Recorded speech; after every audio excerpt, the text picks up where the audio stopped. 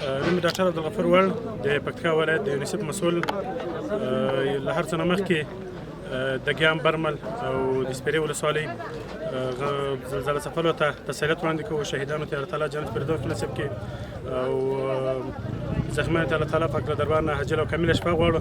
تر دې دمه پورې یونیسف چې موږ کوم مرسته راوړې ده تر د ګیان ولسوالۍ ته 1500 فامیلي کټونه راوړي دي او 200 ژمني کټونه راوړي دي سره او سل د پاکټ ماغه راوړي دي، صابونان راوړي دي سره او دغه ترڅنګ موږ یو څه شیدې راوړي دي. یونیسف له خوا نه اوس تازه را روانې دي.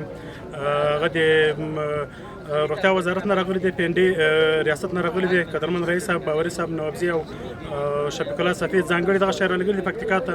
دا د هغو ماشومانو دپاره دغه شیدې دي چې تر 2 کالو کم عمرونه وي او مندې یا شهیدانې سوي وي. هغو ته په پکتیکا ولایت کې د موبایل ټیمونو لخوا چې هغو ته منظم ډول باندې ټولې تسلیم سي او دغه ترڅنګ موږ خپله باندې پکتیکا د نیوټریشن ټیم له یونیسف سره په همغږۍ باندې یو هغو ته مې ایمیلونه رالېږلي. په راتلونکي یو څو ورځو کې به انشاءالله نورې مرستې خوراکي، غیر خوراکي او د سرپناه لپاره به مې څه شیان راورسېږي، هغه مترالمل او مستحقو کسانو پورې به انشاءالله ورسوو.